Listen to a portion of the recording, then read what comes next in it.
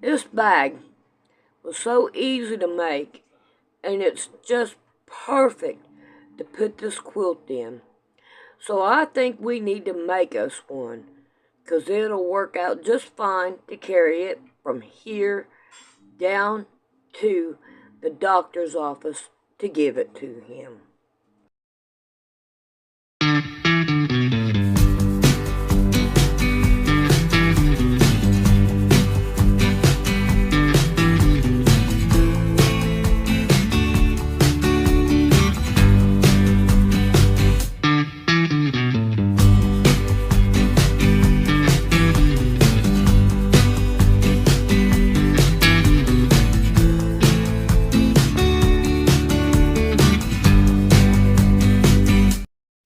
Alright, I want to try to get started on making a bag to put the wedding ring quilt in, so I could be able to take it and give it to the doctor.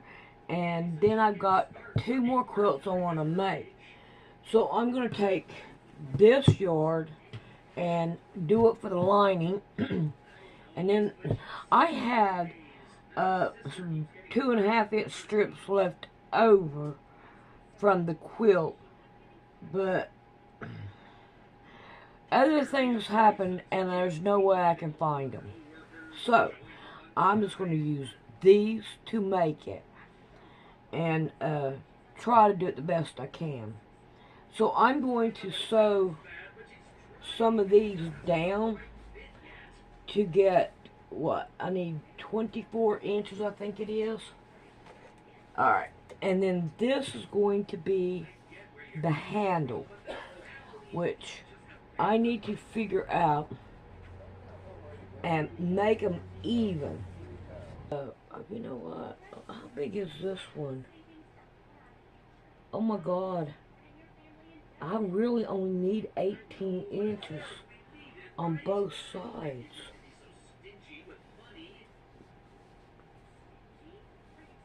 I don't need them this long. Boy, I'm glad I thought about that. Can you tell I'm lost? I'm really lost. Alright, let's put that over there. And I think these 2 will be okay. So let's just take and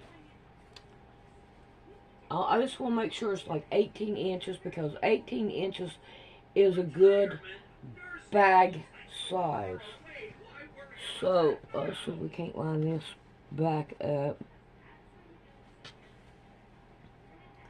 Yeah, I've got all kinds of mistakes here, Sandy.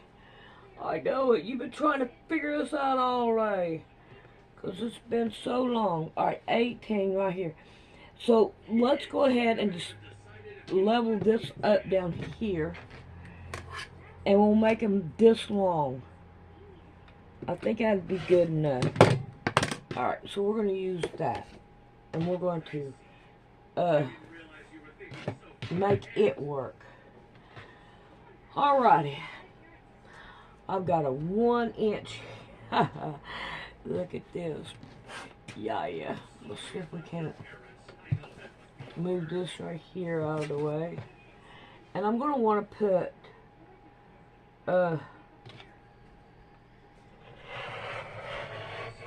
this down inside of it to give it some good balance to it. Alright, there's that. We can throw it away. Well, not throw it away, but get it out of my way. Alright, now we're going to want to make an inch. Betty, I like these little inch rulers. They sure do work good.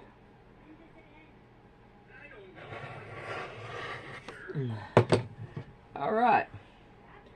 So now we have that. Where am I going to put this at? Right, that's right there. Now I have my inch. Now, I know I don't need this much because it's way too long. Oh, come on. Yeah, way too long. So, let's see. What is this? This is 27 and a half. So we're going to make this 26. And then that way I've got like an inch to go into it.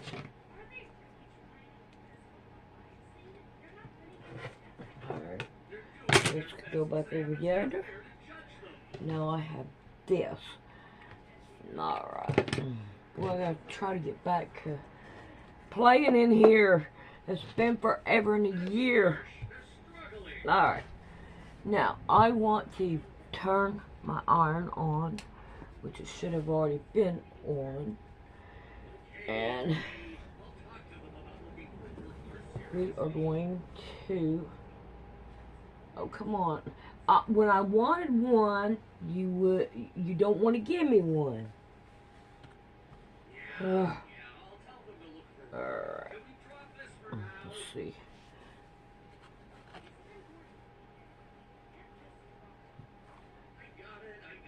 Yeah.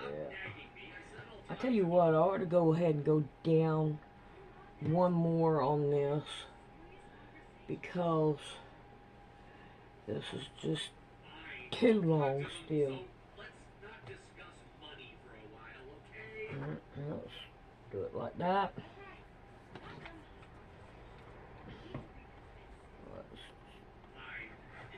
Okay. That'll work with me.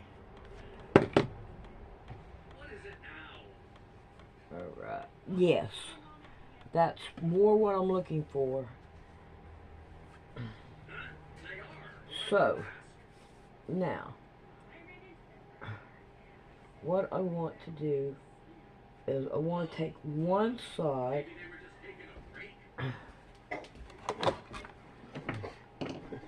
Before we get into these two brand new cases of police abuse of power, I want to introduce you to Duncan Lemp. Duncan was killed during a no-knock raid in his home by the Montgomery Police Department SWAT team while laying in his bed next to his girlfriend because a confidential informant said he had illegal guns. This is Daniel Shaver.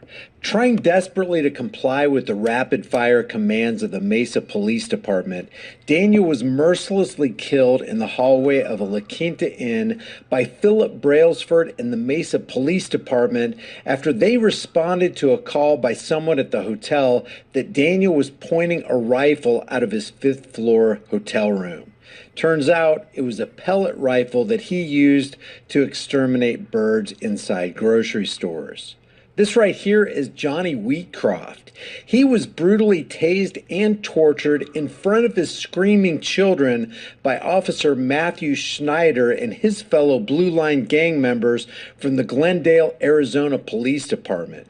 Wheatcroft was sitting in a parked vehicle as a passenger, and the reason for the stop was a traffic violation that the cameras indicate never happened. Officer Schneider, who is highlighted in the popular propaganda TV show Cops, lied about the supposed traffic stop, tortured a man in front of his family, including tasing him in his private parts, and he was facing 3 felony aggravated assault charges, but got no jail time, no probation, only a $115 fine, and the kicker is he still gets his pension and his police benefits. This is Tyree Nichols. He was savagely beaten to death by the Memphis Scorpion jump out crew. 5 officers are now facing both state and federal charges. And lastly, this is Dennis Tuttle. A fake 911 call resulted in a no-knock warrant by HPD's narcotics squad. The Harding Street raid left Dennis Tuttle, Regina Nicholas, and their dog dead from a rain of police gunfire in their own home in Pecan Park. And as you know, these are just a few of thousands and thousands of incidents where innocent people died at the hands of those whose profession it is to serve and protect. And unfortunately, we're going to add 2 more to this list today. One man was lucky enough to walk away with his life barely. Done. So I have my straps ready to go. Alright, now what I want to do is I'm going to, let's see, alright,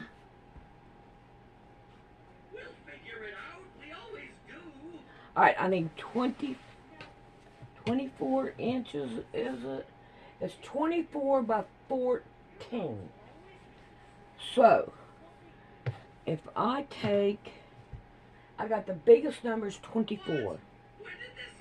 So what I'm going to do is I'm going to start cutting these down to 24. And I'm going to make it 14 inches long. And then that way, I'm going to make me 2 of them. So that way, I'm going to go a little bit over so I can trim it down. Over 24. So I'm going to go 25. That's a 1/2 inch on each side. Alright, let me get started on it and get it done. Let's start with the unnamed man who was able to live to tell the story of how reckless, evil, scared, and cowardly the police can actually be. On September 12, 2024 at 8 a.m., Bowie, Maryland Police Sergeant Robert Warrington pulled over to help somebody he believed was stranded on Colligan Road. As the officer approached the vehicle, a man crossing the median walked toward the officer, and during a brief conversation, Warrington asked if the man was there to help the stranded motorist, to which the man replied, "No, she's taken me to the hospital." Moments later, Officer Warrington inexplicably fires a single shot at the man who had gotten out of the SUV to retrieve a hat that had blown onto the road. Thankfully, even though the cop was only standing 8 feet away, the man fell to the ground but was not hit by the bullet. Let's take a look at the footage. 210 76th Avenue.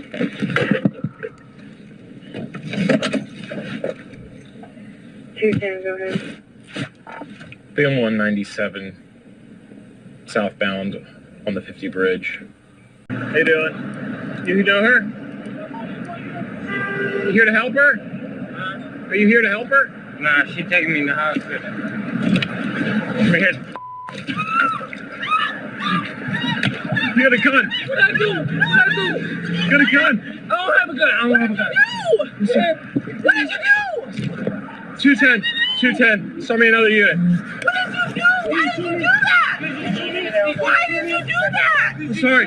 I'm sorry. I'm sorry. I'm sorry. I'm sorry. I'm sorry. Why would you do that? He just was getting his hand off the side of the road. 210. 75. Now, you need to understand, this cop is not a rookie. He's a 12-year veteran of the Bowie, Maryland Police Department.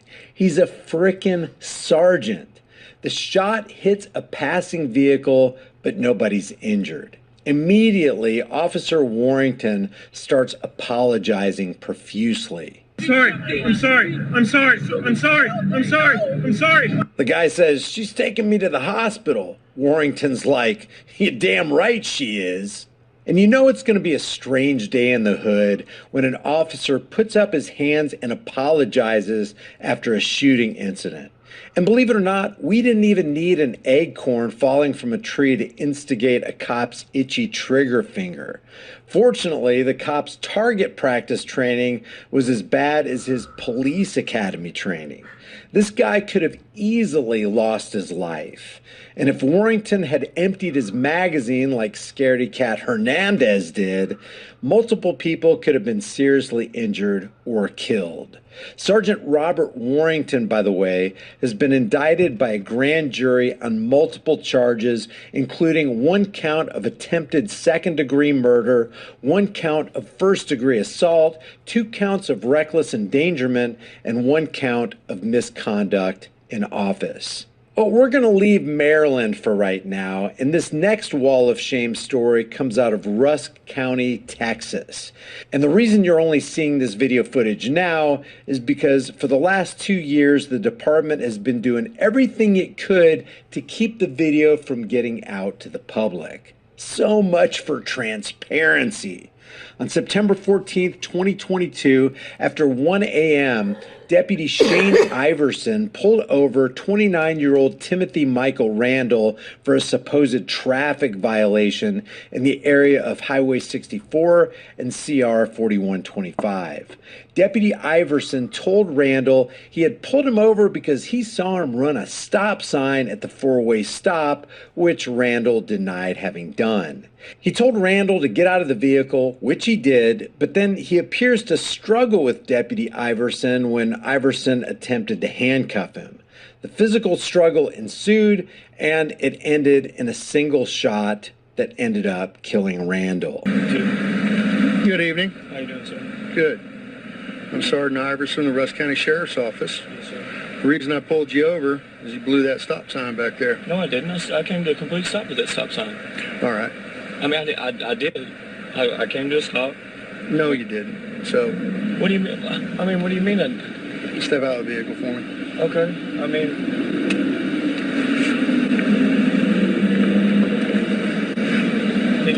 can you show me that I blew? Step out of the... Okay.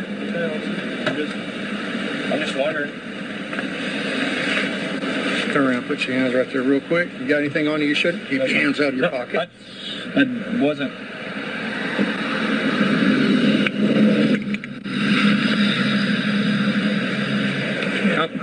I don't have anything on me, officer. Hand behind your back. Officer, I don't have anything Put your on hands me. behind your back. Officer, why are you? What? Can you just tell me, officer? Please, can you tell me what I'm under arrest for? Please, please.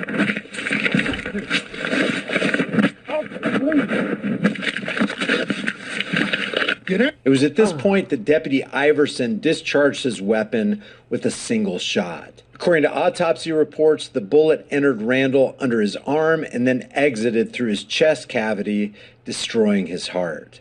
The sad part about this is that Randall ran about 20 paces after he was shot, and then he collapsed to the ground where he died.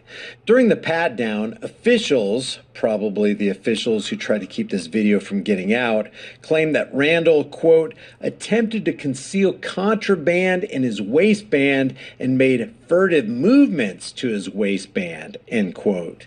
The attorney for Russ County said that the deputy believed that Randall was attempting to hide a small gun down the front of his pants, but said it was later found to be a pipe in an eyeglass case. In October 2023, Randall's mother, Wendy Tippett, filed a federal lawsuit claiming wrongful death and civil rights violations. And we'll keep you updated on this channel if we hear of any changes in these cases. Just when you thought American policing was the only joke without a punchline, the same thing, the same totalitarian actions are going on in the UK. And before I get to this, you know it's bad when mainstream media sources, in the context of talking about police overstepping their bounds, starts quoting George Orwell's 1984. Check this out. For centuries, Britain was a bastion of democracy. Today, it's become a bastion of censorship. Police hunt down and charge anyone who expresses what the government says is a wrong idea. Dale Hurd brings us that story from London. When a British lawyer and free speech advocate wanted to test the United Kingdom's censorship laws, she tweeted that perhaps her cat is a Methodist because it likes Dreamy's cat treats. Then she asked a friend to report her for hate speech against Methodists to see what might happen. And local police issued a case number. That's interesting. So she got with the first, she typed something on the internet. She got with a friend, said, hey, why don't you report me for hate speech? The cops intercepted that, created a case number, and started to investigate her for words. Same thing you see here. The FBI knocks on people's doors, questions them about social media posts. So basically, in their eyes, you have committed a thought crime. And they, again, show themselves to be conformists rather than moralists, doing what they're told, following policy regardless of what is right. And the same exact thing is happening in the UK, but it gets worse. Sarah Phillimore then tweeted more nonsensical posts about her pets and says she now has a police record. And it was recorded under the heading, "A barrister posting hate." When British police stopped Army veteran Adam Smith Connor as he was praying for a son lost to an abortion while standing in an abortion clinic buffer zone, officers' first question to him was, "What is the nature of your prayer?" What is the nature of your prayer? I'm praying for my son. And for that, Smith Connor was convicted of what many are calling a thought crime. Convicted of a thought crime because he was praying for his son. What business is it of anyone, let alone a cop, to know what you're praying for? And how can you be convicted of a crime when you haven't committed a crime? See, truth fears no scrutiny, but we have to understand that truth is the first casualty in any war, including this information war. And cops are all too happy to intercept your messages, visit your house, and put a crime on your record. Dr. Kelvin Wright, also a British Army veteran, saw his military career effectively ruined after being put through an Army disciplinary process for sharing a social media post in favor of women's rights. Look at the post right here. If women can't stand in a public place and say men cannot be women, end quote, we do not have women's rights at all. And then he gets investigated for that. Tell me truth, rock bottom, common sense, common denominator truth is not hate speech in this kingdom of lies. Truth is the new hate speech in the kingdom of lies. That offended a transgender British soldier. Although exonerated, Wright left the Army. So you ask me what the moral is? Well, the frightening moral is don't say any opinions. British police have investigated 250,000 so-called non-crime hate incidents in the last 10 years. Why don't the police chiefs, all the deputies, all the sergeants, every person who wears the badge, uniform, and gun just decide, you know what? We are not investigating anybody unless you have probable cause that a crime has been committed, that a real material victim has been created. Don't call us if somebody's offended. Don't tell us if somebody got out of line and issued hate speech or wrote hate speech on their social media posts, whatever you think hate speech is. We're not arbiters for what hate speech is.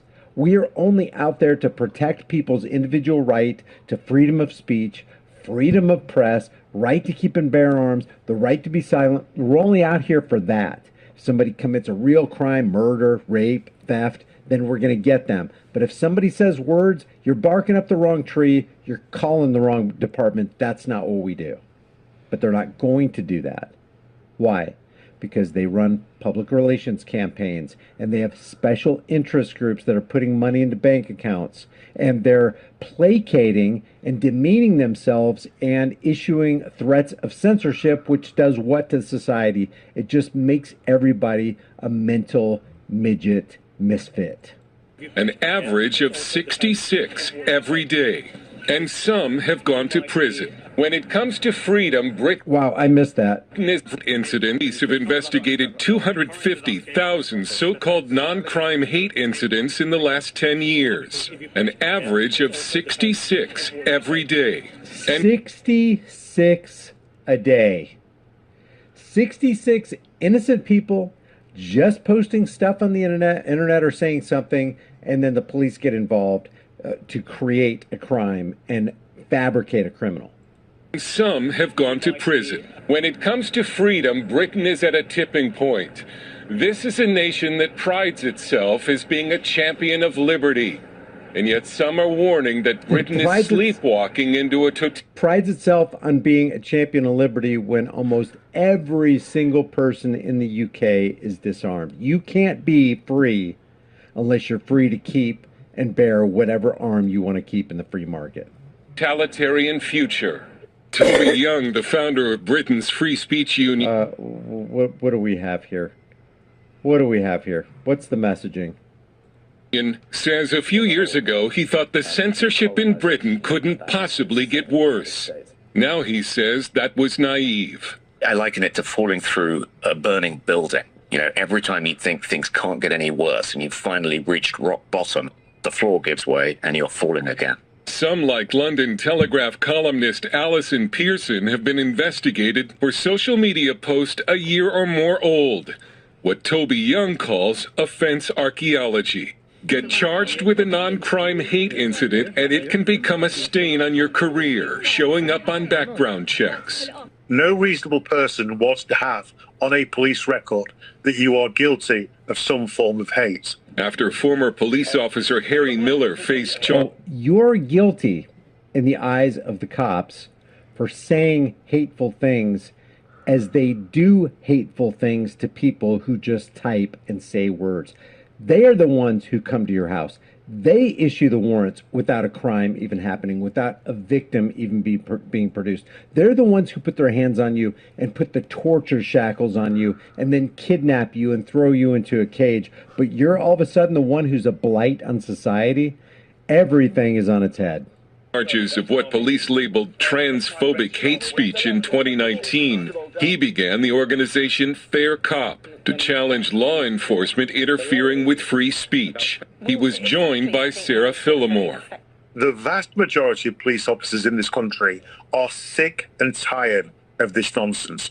They too have to be careful about the opinions that they express, because they too can find themselves at the wrong end of a non-crime hate incident, a disciplinary, and potentially being thrown out of the police force. I don't buy any of that. If they were sick and tired of it, they would stand against it. They would do the right thing. They would blow the whistle on their fellow Thin Blue Line gang members who are committing gang crime activity. And how many of those people that you just said are sick and tired within the police force, how many of them have actually stood up and said, you know what, we're not initiating any tyranny on anybody for words, you got the wrong guy?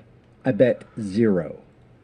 I've seen far too many police officers who look like they are enjoying what they're doing. While Britain does not have a First Amendment like the U.S., British common law is supposed to protect speech. However, news commentator Connor Tomlinson says you can't say Britain has free speech when only speech approved by the government is allowed. So no, we don't have free speech in this country.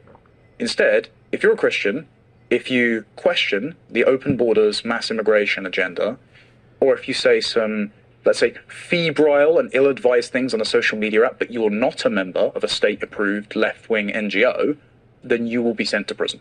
Adam Smith Connors says his It almost sounds like, yeah, the magistrate has laws to protect free speech. The United States has laws to protect free speech, but the cops and the judges and the lawyers just kind of ignore those laws, which harkens back to what Lysander Spooner said: whether the Constitution be one thing or another, this much is certain. It's either authorize such a tyrannical government as we have, as the UK has as well, or it's been unfit or unable to prevent that tyranny. In either case, it's unfit to exist.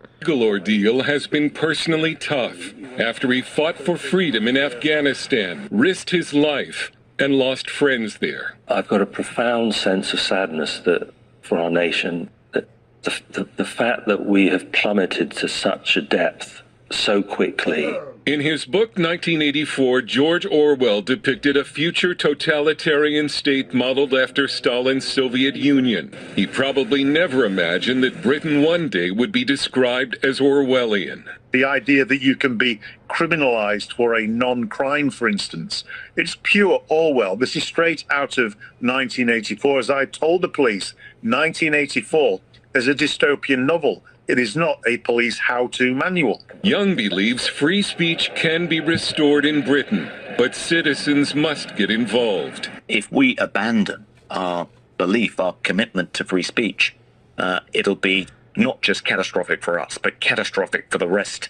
of the world. The way to remedy this is to punish the criminals who are actually committing the crimes, and those are the cops that are throwing people into rape cages for mere words. So again, it's happening in UK, it's happening in the United States. The UK police force, the American police force, they are the joke without a punchline. Leave your BSO actually cooked its own crack cocaine in this building right here to use for undercover drug busts. What the hell did you just say? BSO actually cooked its own crack cocaine in this building. What you talking about? Without cops, who would cook the crack in the courthouse distribute the crack from the courthouse, and then arrest you and charge you and convict you in the very same courthouse.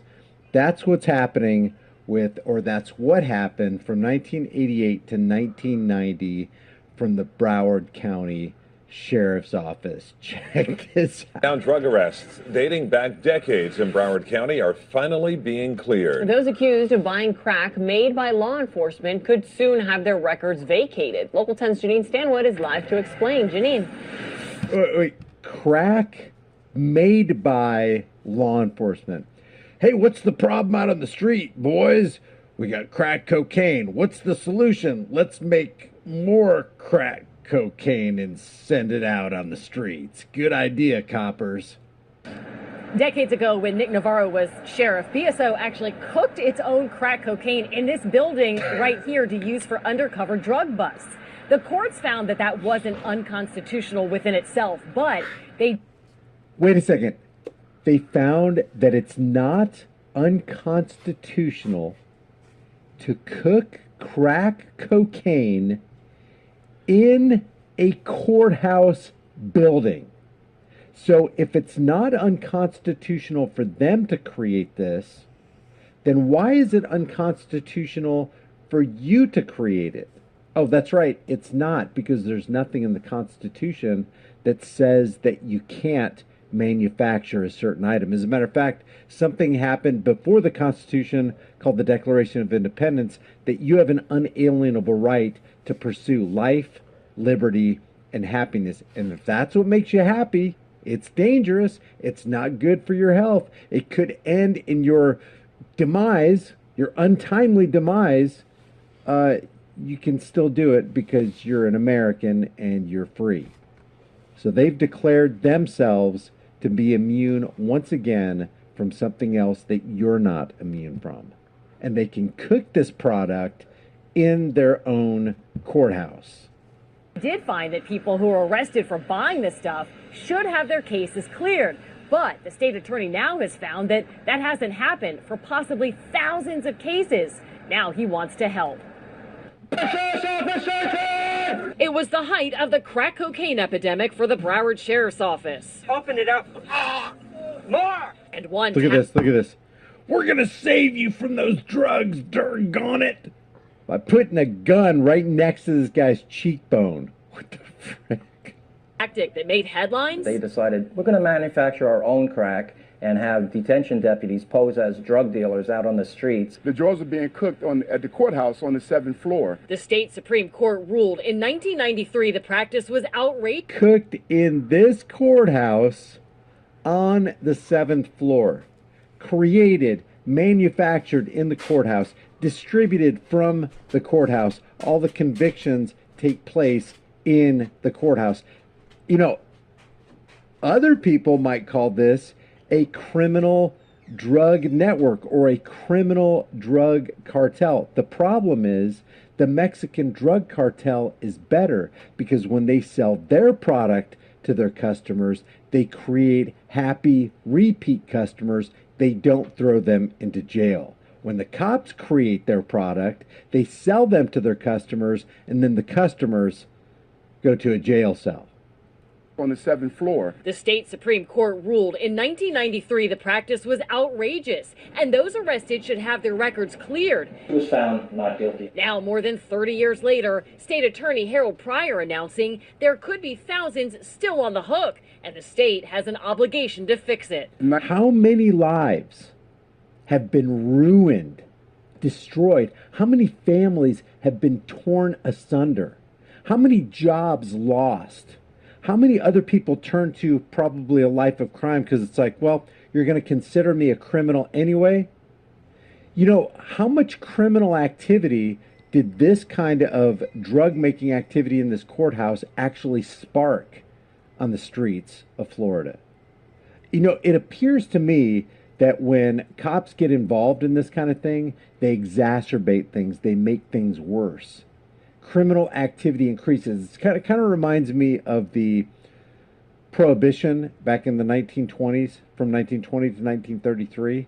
Not only did cops and politicians make matters worse. Instead of eradicating crime, they increased crime, gave rise to major criminal operations. Alcohol cartels began to form. Police officers were on the take because they became basically it was a protection racket for the cartels. So when the cops had their hands out, they were on the take. The cartels were paying them to, help traffic or just protect the operation or eliminate competition. 1989, 1990 is when I actually started going out, selling crack cocaine. What the hell is wrong with you people? Raymond Hicks says he was one of those detention deputies turned undercover dealers. Arrest him. He was one of the ringleaders. Arrest this guy. If you're going to arrest all these other people, and I'm not saying that doing this kind of activity warrants an arrest and throwing a guy into a cage as long as he's not harming anybody, threatening to harm anybody, or damaging people's property and not repaying it.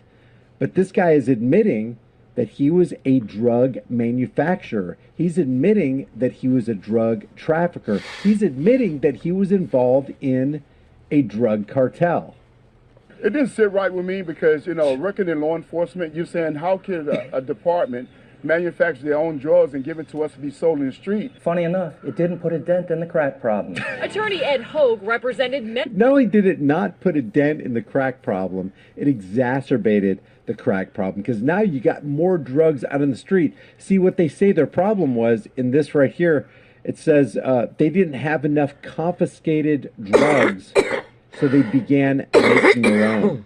It says right here, a Florida prosecutor says he will seek to vacate as many as 2,600 convictions of people who bought crack cocaine manufactured by the Broward County Sheriff's Office for sting operations between 1988 and 1990. The Florida Supreme Court ruled in 1993 that people couldn't be charged in cases where the sheriff's office made the crack cocaine and undercover deputies sold it to buyers who arrested and charged. It's never too late to do the right thing. It's just one example of how crack cocaine epidemic in the 1980s and early 1990s led to harsh police practices and heavy criminal penalties. Some people may have been convicted for serious felonies because they bought drugs within 1,000 feet of a school. Conviction under that law required at the time that defendants be sentenced to at least 3 years in prison. It says they were arresting people not for selling, but for purchasing. This guy says they had detention deputies posing as dealers. They would sell it, and these poor people who were addicts were buying it.